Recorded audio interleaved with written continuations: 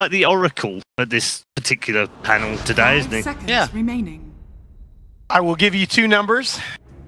One is that second pick Radiant are now 16-6 on the tournament as NiP get their 5th straight over OG. And the other is, I feel like we didn't necessarily mention it. I got to give a big shout out to Ace. In the 2 biggest fights of that game, the 13-minute fight that Purge talked about and the 25-minute fight that I talked about, he hit 3-man chronos in both those fights. He caught Lifestealer and Monkey King in both of them. In the first one, he also got the Oracle, and then the second one, he also got the Darkseer for all 3 OG cores. He was just absolutely huge in that game. Remaining. Yeah, see, that was way better than what I was going to say. It only 45 seconds. So was it yes or no? Can OG do it? I think they can do it, but not like that. No, you know what? No. No, they can't. But here's the thing, right? Again, have OG shown us that they can win with Plan B? You know, I was Hell reading yeah. something about how if you get asked a question you don't want to answer, you just ask another question in response. Yeah, it's a politician's trick. Yeah. Yeah. The real question is... Oh, yeah. What I really appreciate about that is that Alan came out pessimistic about OG. Yes. I like that. Yeah. I think Alan Kyle, you've infected Alan a little bit more. When he does a team dirty. Yeah. You've made him a little bit more cynical. And I like it. I mean, it's kind of necessary. Is it? Alan's eternal He's optimist. pretty positive Yeah, he's guy. far too optimistic. It's so annoying, actually. He just wakes up and he's like, God, I'm so excited to watch Dota. It's just like, man, got a headache. Relax. Draft 2. I'm just kidding. I love Dota 2. Ban's underway right now. An Ember ban for NiP. What do you know? There you go. Yeah, they banned the Ember instead. So OG go Prophet, as probably would expect, knowing OG. This is the way they like to draft. They have their set boxed openers, first picks. They don't deviate from them. Yeah, they get a hell of a lot of value out of their 5 position. They're opening their 5 like 80% of the time in these drafts. They will run the offlane Prophet, but this is more than likely. 5 seconds remaining. Usually is. Chen and the Ent champion prioritized by OG. For that, they were banned out by Ninjas and Pyjamas. And Fog is happy. Yeah, somewhere Fault is cheering. Do you just go straight to the Juggernaut here? What are your thoughts on I this think jug, you by need the to way? pick it or ban it. That's the other hero I think you can go. I just don't like it. I mean, I guess it's the same concern. The problem, and why I actually like what PPD is doing with this Lich, which is kind of fallen out of the meta, is that he recognizes OG almost always like to play these high physical damage, dual core setups, right? And if they're not running that, it's usually with a mag or an invoker and they have a hyper carry. Lich just shuts that down. You throw Frost Armor on the target troll, goes for minus 60% attack damage. Yes. Yay. And yeah. Throw a medallion on him, you know, like the hero's still good, guys. Yeah. You know, Sinister Gaze, low level, what was it? Low level Sinister Gaze duration? I mean, that's not the hero.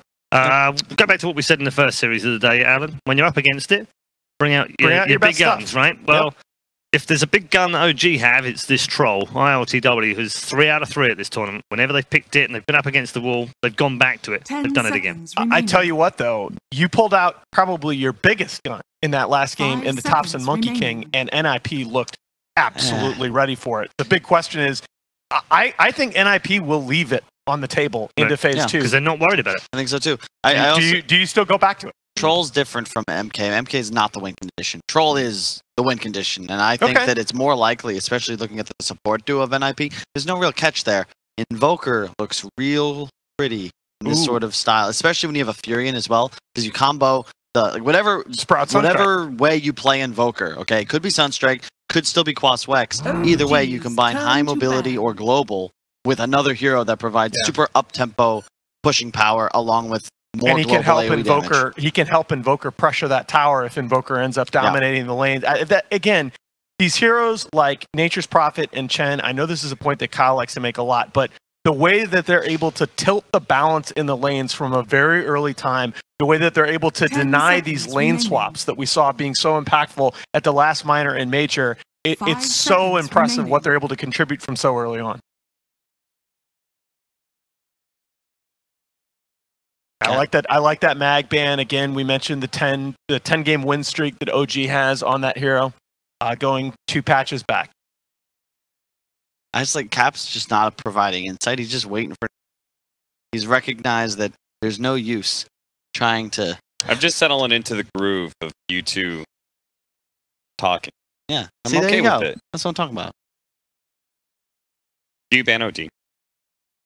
If you're OG, you wait until I don't think 5th ban if you feel like it's up. OD's not as big of a problem when you have the troll. It's really. Wait, is it? Is I OD think good because I think OD matches up pretty well. It goes both ways. The BKB timing is everything, but troll can lock you down through your BKB, and in addition, the missed chance pre BKB is really no. You also just pop ult and hit him. So even if you get bursted down by the hammer. Okay, of all the bans so far, I feel like it's this Timbersaw ban that should tell us something. That's just an annoyance for Furion and Troll. Yeah.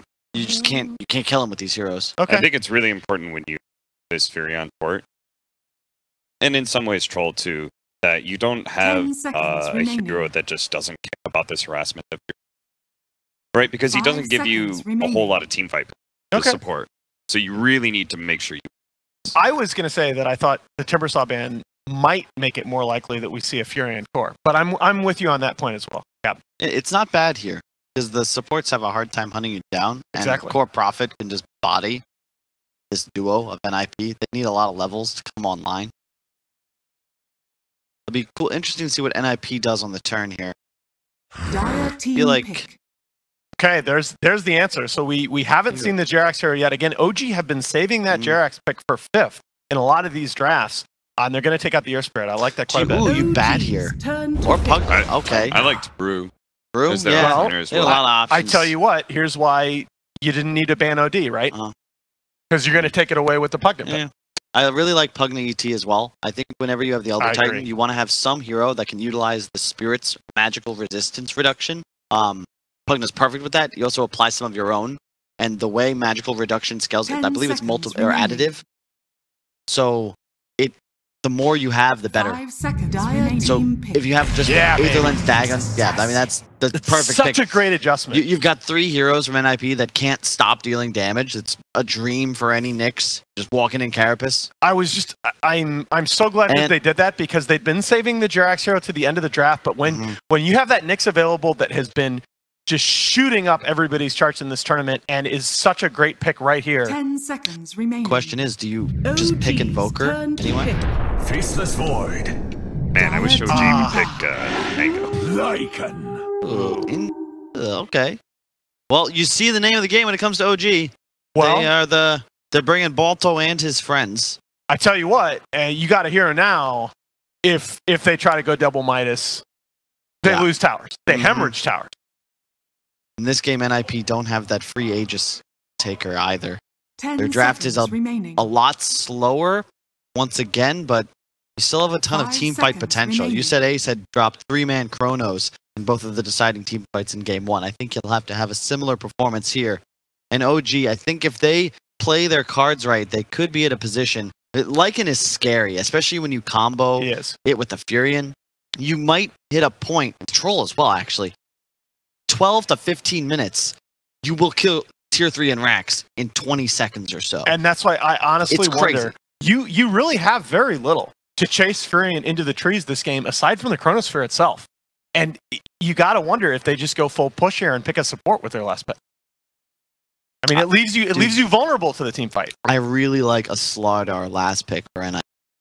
Oh, I'm down. I'm super down. It's one of my favorite heroes against Lycan, because you just stun him and all of his creeps along with the Prophet. You said not much to chase Furion. Well, if a Slardar is on his tail, that solves that issue completely. Yeah. It also handles the Roche problem that they have at the moment. I don't like playing Slardar against Troll. I don't either. Face matchup because I think they're going to like in mid. Yeah, let's talk about what the lanes are going to look like for OG, because we do have a Troll and a Lycan on board. You think this is safe lane Troll mid Lycan? Remaining. Probably. Well, is Legion not any sure good? Actually, because for NiP, I'm pretty sure ILTW is going to play the Lycan. Actually, Thompson would play the Troll. You're thinking support Prophet and Legion for OG? No, I'm talking about Legion for Dip. Okay. Because I know it can deal with Troll Lycan and Furion, like the support harassment of Furion, and then those 2 cores, more lockdown. I much prefer even like the reason I came around on the Ursa pick is it's low cooldown. I don't like picking a cooldown dependent offlaner along with the Void, because now trying to take those fights is real tricky. And if you overcommit or undercommit your spells, like you just can't find anything. That's why I like Slark. Just run in. I didn't like Tidehunter for a similar reason. Exactly. Right? It was just like too long cooldown when you already have a Chronosphere. And I just like that formula in the last game where 33 was able to be the frontliner and attract so much attention on that Ursa. It made a lot of sense. It's not. I remember watching DC do that all the time. Back TI 6 times, like or like Slark Void at times. And you're just like, oh, this feels gross, but in that specific game, I think the way they played and itemized, it made a lot of sense. Void doesn't want to be your primary initiator. You want doesn't even necessarily need some sort of blink stun, but you just want to have somebody just creating chaos for you, so you're free to get those big chronos off. All right. So here's where we find out whether this Prophet's going to be core or support. It's no Tails Hero, man. Yeah, I'm leaning towards support at this point, and this is a Seb pick. Yeah, I'm trying to. Dude, this is a sick Pango game. Treant Protector. This is folks. a sick Pango. I'm actually. I am with you. Pango? 10 seconds remaining. I've been waiting all tournament. Why can't they pick Pango? Because that's a really complicated hero, and off lane like Seb's primary shot caller for this squad. You can't play hard heroes and shot call. It's just not possible. Oh, it is going to be core Prophet. And of course, because I said that, I'm wrong. I just had a feeling from the Timbersaw ban that that's where they were looking. I really like the fact that they have Bane against ET and Void. Yes. I really like what Puppy was doing. Agree. It's quite nice here. Really good against Pugna too, because you actually have Pugna dies in like 2 or 3 seconds of a grip. It's such a low HP hero. All right, so let's go get our 33 here. Legion's worse. Ursa's worse as a result. Just could go a lot of different directions. Now you saying you don't like Tide? Night Stalker. Night Stalker's good. Night Stalker's good. Get that what about vision advantage? You saying you don't like Tide here? No, I think it's just too slow when you already have Void. When you already have Void, fair enough. Yeah, you can't bat because Nyx. You don't really want to puck because Nyx. You can't Lesh because of Nyx. Yeah. That Nyx kills so many heroes. That let's go back to Slark. Let's go back to Slark. Wow, I was going to say Slark's the obvious. What about Prism? I don't know. That's what you're going to say, Paul. I see you. I mean, it doesn't offer you any control against the Lycan. Yes, but he can plant his fatness on the structure. No, it's the same model that they were following last game. That they want 33 to be this frontliner to attract that attention, to be the one that you have to go on. But again, they wanted. You have Chrono and I would have preferred them to go for more like vision control and catch. They opted for just the maximum amount of thickness. In addition, Crimson Guard. You needed a buyer for it. Theoretically, especially against core Prophet, core Lycan. Exactly. You have and Troll too. You have 3 cores on the side of OG that Crimson Guard just obliterates. In addition, obviously, it functions on towers. And there's no way that you're going to stop it from get him from getting that like 20-ish minutes this game. It's not a stun necessarily, but it provides more minus armor. It synergizes with the ET. It does help with Roshan in that regard, and it's a chaos creator. You just go in, suck up the pressure. All of a sudden, there's a Void. Pugna land spells. Lich Ult comes in. ET. I really like what NiP is doing. They just seem to have OG's number. All right. Well, it all seems to make sense to Kyle. Does it make sense in the game, though? Let's find out as we head into game number 2.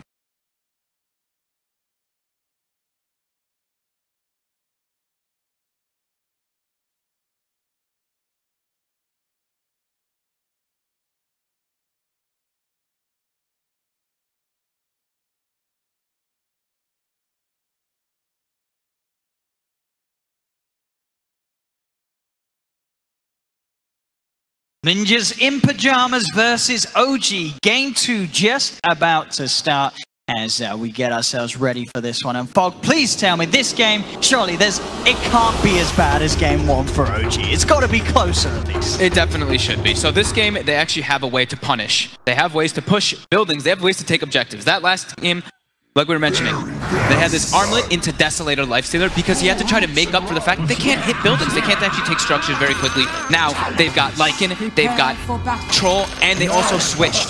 That's the key thing is too. I think when they started seeing that NiP was going for this like Void with like the slowness, they switched the NP to that core. So they can put the pressure on. Summons with Lycan and with Troll, use that, how you can really knock down objectives and look at the gun on. And that's what I think NiP also looks, and they're like, okay, we're going to pick something similar to last time. We're going to pick this Bristle that just shows up to every single time you're setting up for a push and park his face there. Now, the one thing that can come into favor, or coming to as a factor, is that Nyx's Assassin has a built-in break.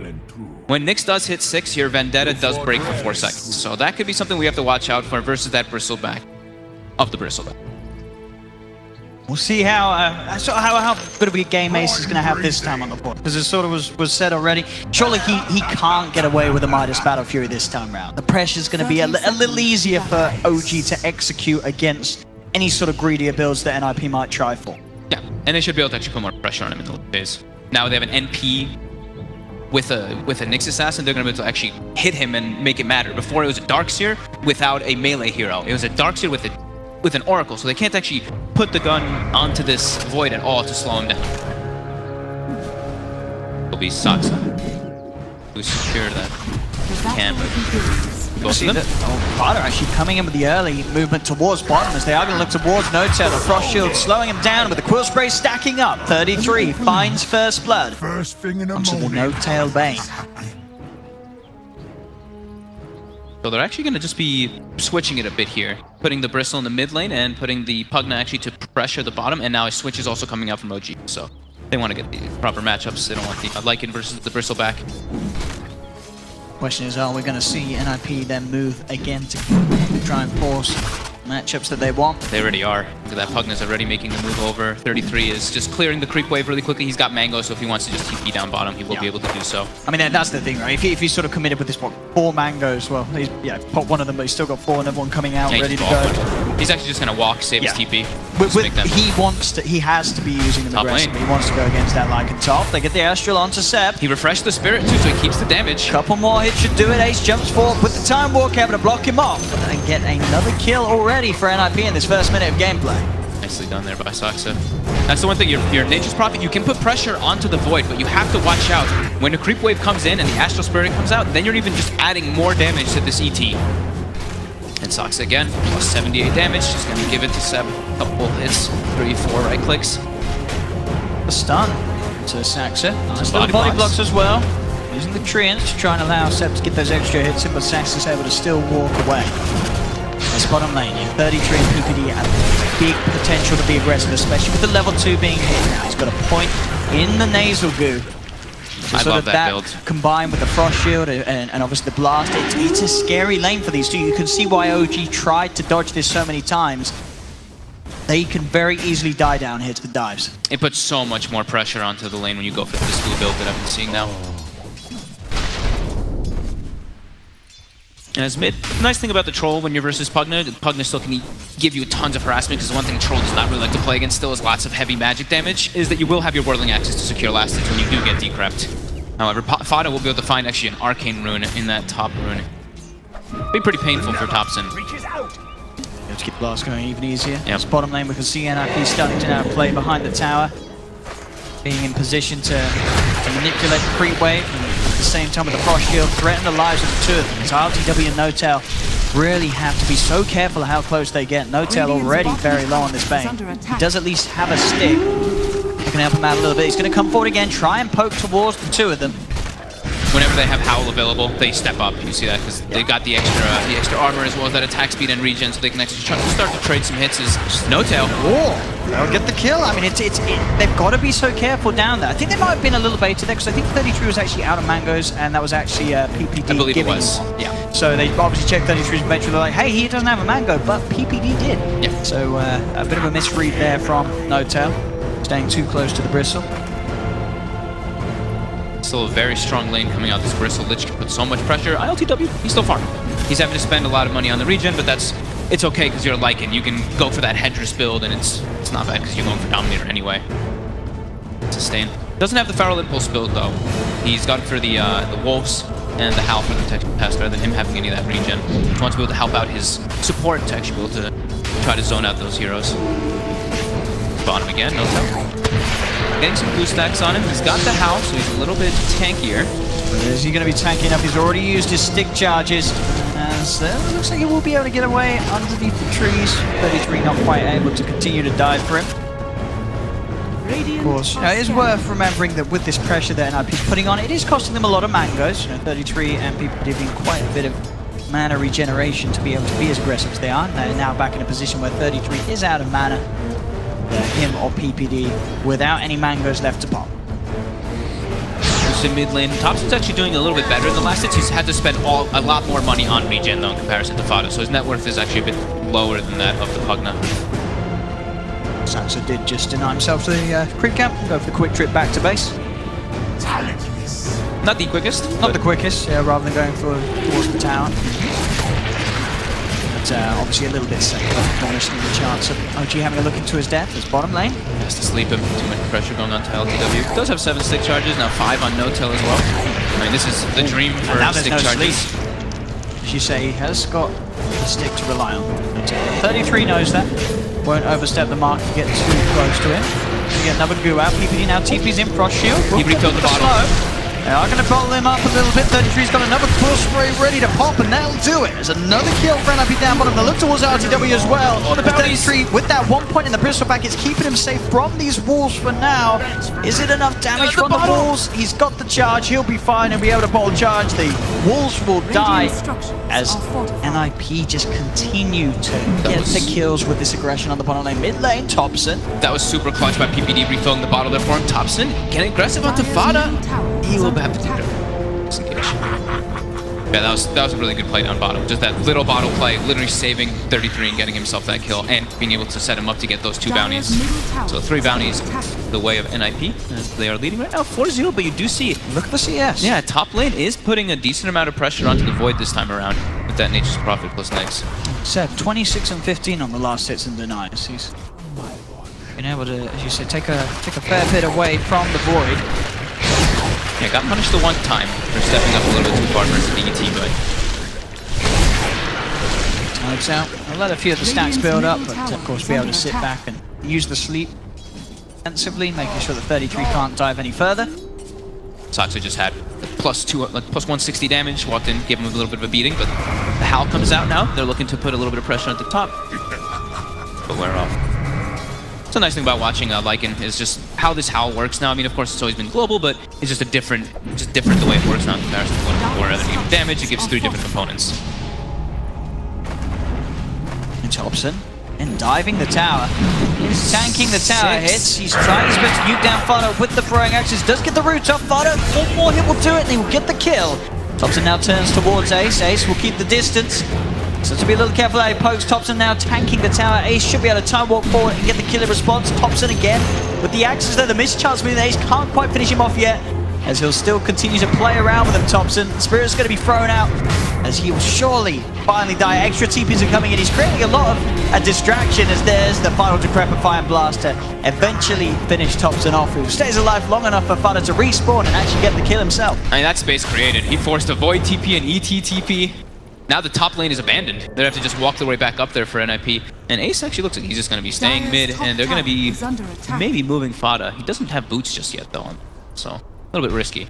So Ace this game still deciding on the itemization. Did already get at least a Wraith ban, so it's not going to be sort of the same naked Midas as we saw in the first game. In fact, yeah, 2 Wraith bans, realizing that his efforts are going to be needed a little bit earlier this game. Yeah, much more contested, like we were mentioning. It's not versus that free Dark Series. The river, Fada tries to go for the opening onto Seb. Seb's got backup. Thompson and Jerax are waiting there as a trap. Will be able to turn around and get the kill onto the Pugna. Back-to-back deaths from Fada there. Very costly for him. Playing versus a Nyx assassin too, so all those deaths, they're very painful, because it just makes it even easier for the Nyx to kill you later on. Is bottom 33. The 3 of them going for him. They have the stun. Nature's Wrath coming in as well. Frost Shield, will it be enough to keep him safe? It will. He's able to walk away for now. 33 still alive. No-tail does not have any further nukes to throw out at him. Brain Support he used. 33 will be able to get away with the help of PPD. Thompson's getting himself a haste rune. He might want to make a play down here, PPD. See what he can find. Now, big pop by 33. No-tail's got the stick charges. No-tail's got to keep himself away from these quills, but he won't be able to. He'll fall, but they'll get the bigger trade, OG, as they find 33. Seb TP's in to block off PPD. PPD gone as well. As Thompson, he's not even done yet. Diving for more. Looking towards Saxa behind the tower. They'll get the root off. OG are beginning to strike back and strike hard. It's with that double kill. They'll even the kills, 6-6, 1k lead. I mean, look at the CS, the 3 cores of OG, and this bottom lane as well in particular. ILTW, despite being the lane where they were giving up kills, they are getting pretty much perfect CS on OG. Yep. This lineup is all just about the pressure. The last one, they wanted it to be about the pressure, but they had no objective taking. This one makes it so much easier. They've got 3 different elements to be able to do so.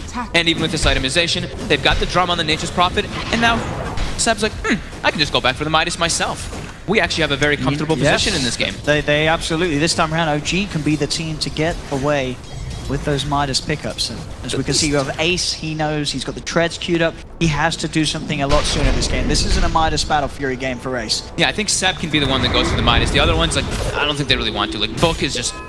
Lycan does not want a Midas. He, like, Book and Dominator are just way too valuable on the hero. Troll Warlord, he doesn't want one either. He's gonna just be going for the Vlads, just going for the Auras for his team so they can just group up, get those objectives, and just deathball. Don't let NiP stall the game for this Void. Nope, absolutely no.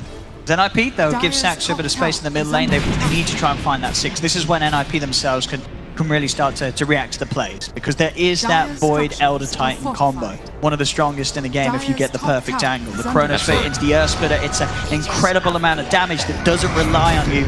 It doesn't need you to have any items. You can just go straight for the player with these 2 spells if you can find the opening to get that Chronosphere off. And even the Lich, the Chain Frost too. That's why it's one of those combinations that has a very high win rate. It's a lot of damage that you can just throw in there with no items, as you're talking about. And they will now be getting the level 6s on a couple heroes. I see all 4 supports right now in the game are level 5. So last game, OG did get their 6s a little bit earlier. Now we will start seeing those 6s tick up as the tomes will be getting delivered to couriers. 33, just of course going for all these tanky items. And he's just going to park himself pretty much in front of wherever a big push or any type of push is coming out from the side of OG. Gonna see if they can maybe go for Ace here. The 5 of them down here. Ace time walks forward, but Thompson's is there ready and waiting. No Tail's got the control with the grip. As OG make the move as 5, and already it's just night and day for them compared to when they were attempting these sort of moves in game 1. This time round, the draft, it just does a much better job of playing the way that OG want to against NiP. It's not really that. It's not crazy cooldown reliant. Like the last game, they were pretty cooldown reliant on the side of OG. They had the Oracle, which has like 100-second cooldown at level 1, Coddle with like 100+ second cooldown as well. Now their Fiend Script and their Lycan ulti are a bit long cooldown, I guess. But that's about it. The other ones are not really those like teamfight ones. They can just keep running at the side of NiP and making these plays happen and putting the pressure onto them, forcing reactions. Absolutely. The tier 2 town bot are being pressured by ILTW. Ace is going to come forward. But look at this. Look at this Lycan. He's knocking on tier 2 with, and look at the way NiP is playing. They can't actually do anything about it just yet. They won't even be able to get the deny. ILTW is able to get the final touch on it, and already OG, they're setting up for kills as well. The break hit onto PPD with the brain sap and the Nature's Wrap. PPD gets obliterated. And with the global aspect, that's another thing we didn't even talk about. It's like they've got the Vendetta with the Wrath of Nature. So I mean, this gives us free pickings for JerAx to go around the map looking for any of these type of like squishy supports. Even the Pugna, Fada, only level 8 in this game. And he has no items. He's just got brown boots with 2 nulls because of what's been happening. And look, 12 minutes. They said 5k lead, and OG, they're even thinking about pressure in the high ground at 12 minutes. 33 is still very tanky though with that Buckler and Vanguard. So he's parking himself in front of the push. Do have the chrono. They don't. They've got 6 on Saxet, but he hasn't got the point yet into the splitter. Yeah, he went for the 3. I think he has 3-2-1. Yes, he does. So yeah, no ult from him available if they do go for a chrono. I think at the best they are just hoping that sort of OG sort of pull off a little bit and don't go as hard as they are, so there is time for Ace to at least get sort of his first item after the treads and the Wraith Bands that he stacked up. JerAx already looking for another opportunity as he finds out PPD, then combo there from the center, controlled by the Hammer the Dominator, stuns him down. Boschel there by PPD, some safety, but ILTW with the ults ready to chase him down. PPD will get taken out by the Lycan, they'll lose the Nyx Assassin for it. So 1-for-1 trade there between the teams.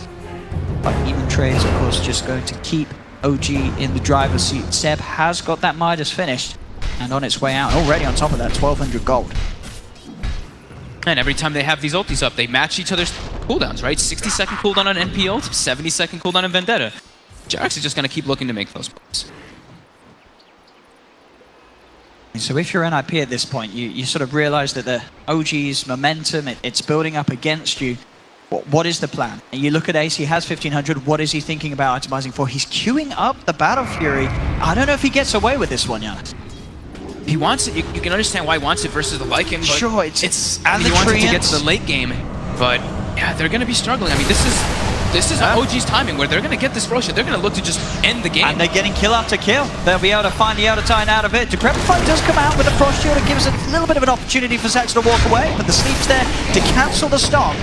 They are struggling to kill him off though, and they have the vision to drag in the next assassin with the Sinister Gaze. They'll turn to Decrepify, they'll pop the Chronosphere. That Ace has the control to allow him to kill off the Bane. The Earthsplitter comes down as well onto Jerax. Double kill for Fada. NiP looking to get back in a position where they can put OG back in their place. They get the 2 kills and also a buyback from No-Tail that will not end in OG being able to do anything instantly in return. But it's an absolute instant buyback, which tells me they might want to look just to knock on high ground, because now Void Ult is down and ET is going. Look at the aggressive TP from Zep. He just comes in right in front of 33. Saxon will be there on the side to hold him back with an Echo Stomp. They'll turn with a blast. OG just continuing to play ever so aggressively. 15 minutes, Thompson again pushing up to the high ground. He's falling very low, he's relying on that Aegis. See how much damage you can get down with the first line. It's not going to be a lot. As with the Crimson Guard, 33 doesn't take much damage at all from the truck. They've killed him once. Let's see if they can set up for a second time. Thompson will be decrepified. He's able to back off with No-Tail, Seb, ILTW, Jerax, the full squad by his side.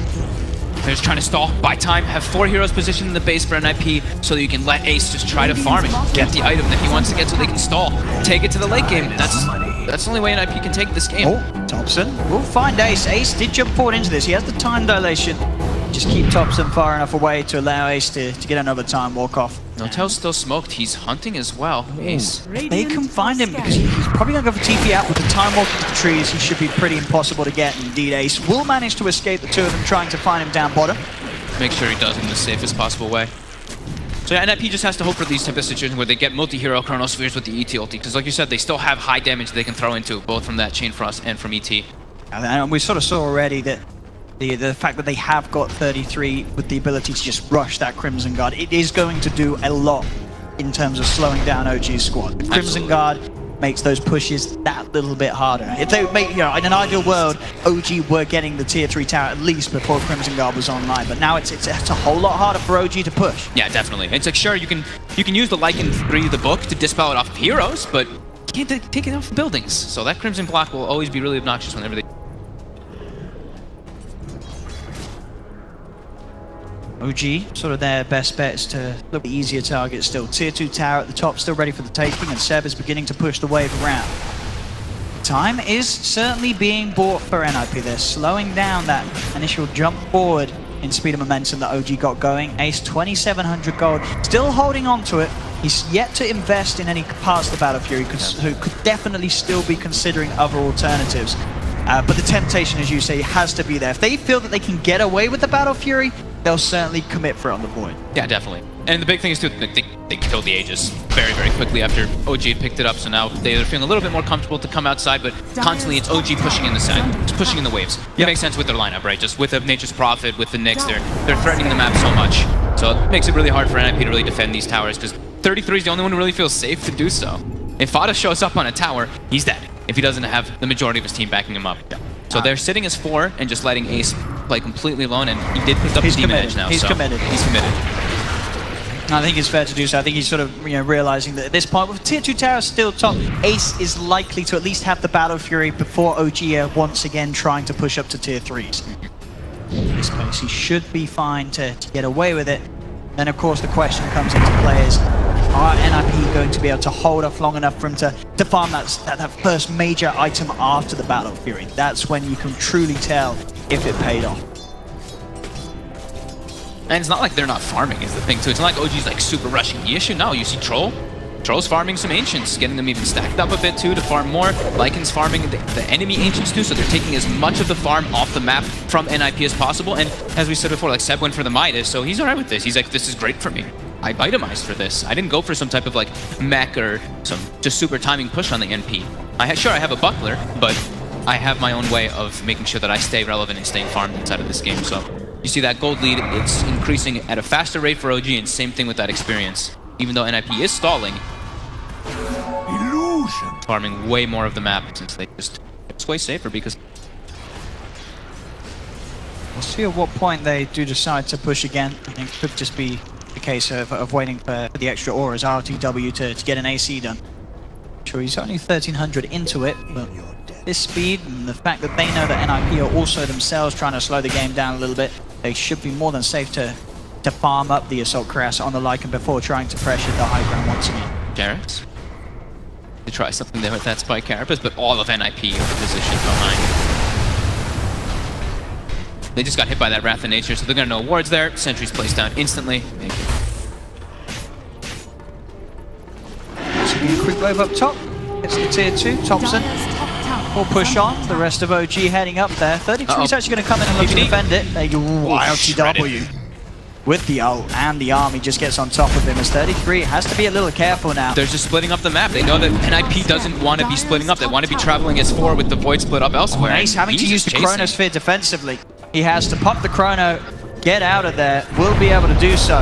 But that is the Chronosphere down, so now OG can push with the knowledge that there's not that huge AoE setup that allowed NiP to sort of win the previous fights. He's got the Battle Fury complete, but this rocky time for NiP certainly isn't over. The setup, Spike Carapace on top of the blast. Crimson Guard does come through though, and NiP will be able to force him back. They've got the pull with a Sinister Gaze, and Jarrex will pay for his attempt there, and it looks like so will No Tail as they'll get on top of it.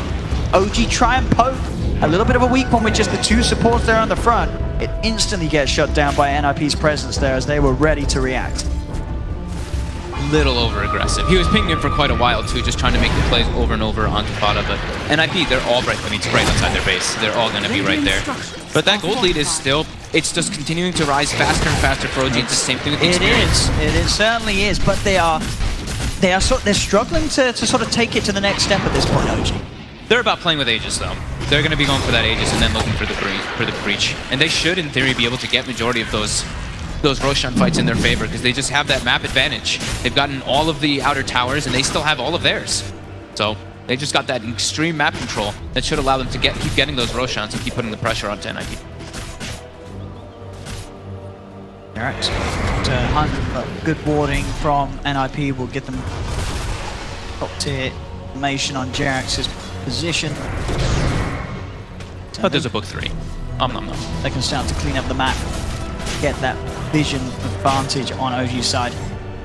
Yeah, look at all those wards in this game. 8 total so far from OG with this crazy amount of map control they have. Like we said, all outer towers taken and their towers have kind of not. I guess bottom is near dead, but the middle one.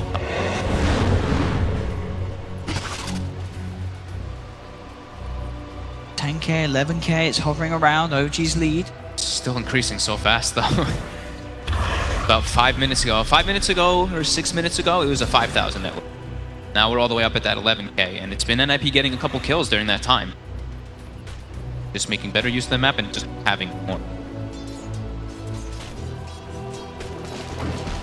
7 games since TI8, NiP has 0 towers to the 2200 6 times. So pretty rare occurrence. I mean, they themselves obviously don't really. It's only the Pugna that can really take towers. And it's way too scary when you fell behind in the laning phase and you versus a Nyx assassin. Yeah, so much sort of catch and hunt potential for OG around the map for NiP to sort of just blindly push out at the moment.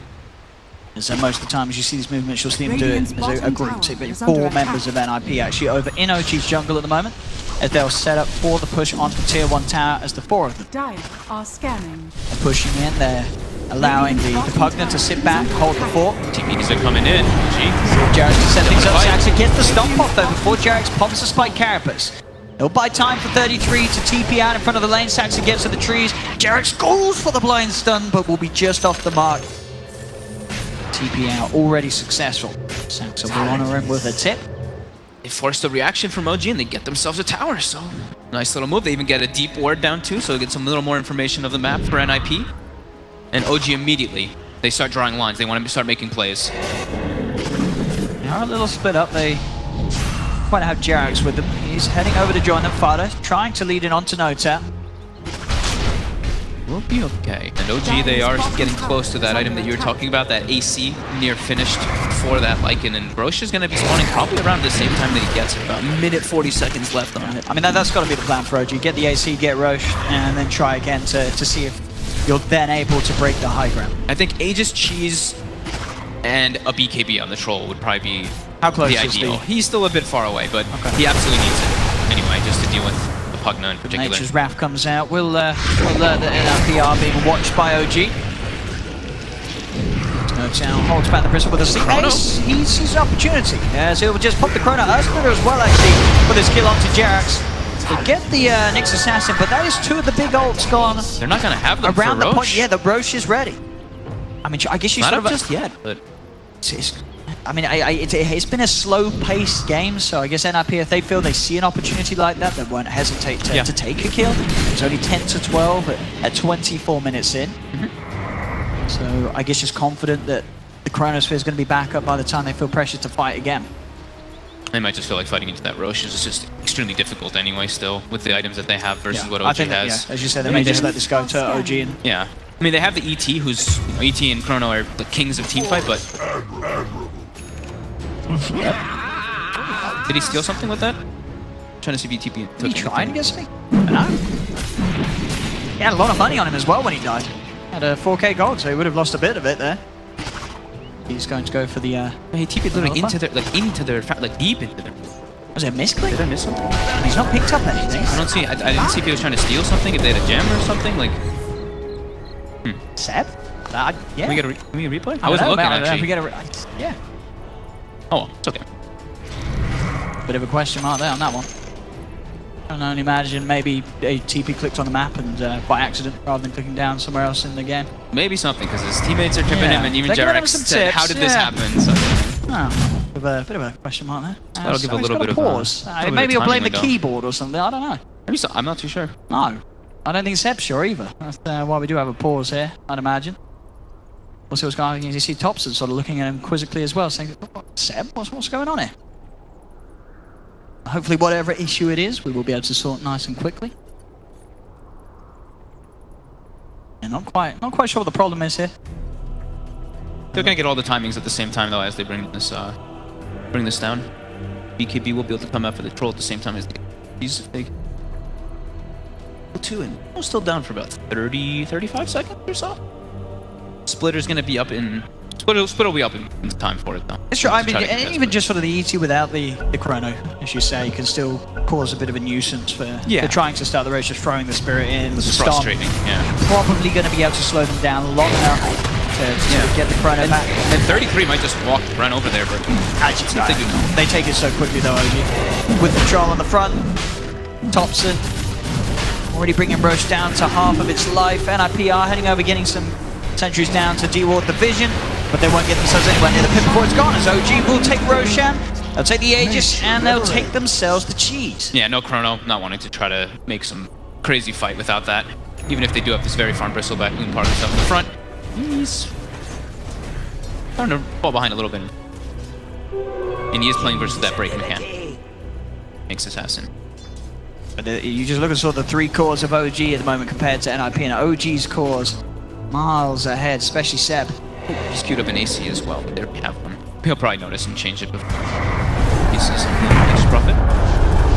NiP still playing, like we were saying, they're playing just 4 heroes hugging each other with the Void, kind of farming in the area. Thompson steps up before. He doesn't have the Aegis. He has a BKB and a Manta. Seb was the one to grab the Aegis and try and send the Nullifier out onto the Pugna. There's the charge force from RTW with the ult, trying to get on top. Ace will turn actually with the Chrono onto them, but the feed script comes out from No-Tail. They have the control onto the Void. Thompson turns towards him. Seb will fall the once. They've lost Ace on the Void. Ace down for 50 seconds after Chronosphere was not enough for NiP to take the fight. PPD focused by Thompson with the battle chances. He's ready for more. Gets himself in front of 33. 33's out of mana. He's trying to run up to the high ground, and Seb's already there nullifying the Pugna. At 3 dead. A buyback will come out from Fada. 33 continues to retreat. Will be able to get away. Another buyback comes out as they need it. As OG now taking the tier 3 tower. Frost shield laid down as well as the fortification. Try and hold them off as NiP using these buybacks in an attempt to stop OG from taking these objectives, but the tier 3's gone. OG ready to look for more of the stun. Won't quite catch on to Fada. 33 still on the front. Decrepify out onto Seb. Seb getting pulled back by the Sinister Gauge. The Glimmer Cape will allow him to walk away. PPD forced back, nearly dying. As Thompson did get on top of him, the turnaround with the stomp attempted, but it won't come out in time as they can't hold them down, but they will push OG back. Cost them 2 buybacks, but they keep the racks alive in the middle lane. But that gold advantage just continues to grow higher and higher for OG. And it's not like this game, you look and it's like, yeah, there's a void. And in the last game, they had more ways of scaling. They had a tricore. This one, it's really just a void who scales into that late game. Sure, he's got the ET who can throw the spells into it, but even if this gets to late game, if he's too far behind, he's not going to be able to carry this by himself. And right now, he is way too far behind. So yeah, NiP needs some big team fights. Just like last time we were saying, you know, there has to be some miracle for OG. It's starting to seem like that for NiP. He has also got a BKB coming out as well, so... Massive, I mean, 19,000. LTW, ready with the ult. They're going to look towards 33. Will be decrepified for safety for now. Seb there with the wraparound. Nullifies out down on the ET. They'll pop the chain frost down, but Seb pops the BKB. Will be able to bring down Saxa. Saxa does have buyback. He's going to use it straight away. PPD's dead. 70 seconds without buyback on the Lich. As they'll have to try and hold 4v5. The Thompson BKB about to wear off. They'll lead onto him, slowing him with the Decrepify. He backed off. He's still got a little timing left with the double damage to play around with. They do have the combo, the Chronosphere and the Earth Splitter. They're starting to split push now. See Seb is TPing top. Getting it going up there as well. And all the lanes are pushing in onto the side of NiP. Yeah, it's a lot of pressure. And NiP, can they really pull OG off this? The brain tracks in the middle lane taken out by OG. Thompson, he's still confident to stand his ground. There's backup behind him, you know, Jerax and Hotel Lion Taylor Dobby sitting back waiting for the Chrono. Chrono does come out. It does patch free. It's pretty perfect, but the Earth Splitter angle is not. It'll only get Thompson. So no telling LTW can turn with the Phoenix Grip. Crimson Guard comes out for 33 in an attempt to keep Ace alive, but the damage from the Summons is too much. Ace is dead for 50 seconds. They'll get the Elder Titan as well. 33 slept up. OG playing around with him outside the base. Ace will buy back, but he's without the Chrono. And top lane, Thompson and Seb, they're taking the melee racks. The stun comes out onto 33. He's surrounded. Can he get his way back to safety? He's trying, but the stun control from Jerax is too much. He's slowed down. He's out of mana. Nuked down by Seb with the Nature's Wrath. That's a dead Bristleback. 33, he has got buyback. They're just looking to end this game. The top racks are gone. The mid racks are gone. OG continuing the pressure with this 27,000 gold lead. They know it's nearly impossible for NiP to turn this one around. As 29k, the lead just incredible at this point for OG. And they still play patient too. They maybe could have stayed for that, but no, they're all running out of mana, so they're just gonna back up and reset because they know how much of an advantage they just got. 2 full sets. Jerax is being chased. We'll have the Carapace up in a second. No, he won't. He will get gassed. They managed to get the Nyx Assassin, but OG, they're ready to punch back hard as Pugner dead. Sets in with a TP with a BKB. 33 out of mana, controlled again by Notel. Ace trying his best to hide in the trees. They just don't have the ult or the damage to fight with at the moment on NiP. Ace has to time walk away. PPD's been found by Seb. The Sprout comes out, giving him vision. Nullifier onto PPD. PPD's dead. The runes come out onto 33. 33 chopped down by Thompson, Saxa, and Ace. The last two left alive, but only for a little longer. Seb has the control with the Sprout. The Nullify the silence. GG is called. And OG will take game 2, bringing this series to a game 3. Yeah. And with a 33k advantage in 31 minutes, this time it was OG's turn to give NiP the slow and painful treatment. A different approach, a different style for OG. It wasn't about the Midases. They didn't need mass Midases to do what NiP did in game 1. They just shifted the draft.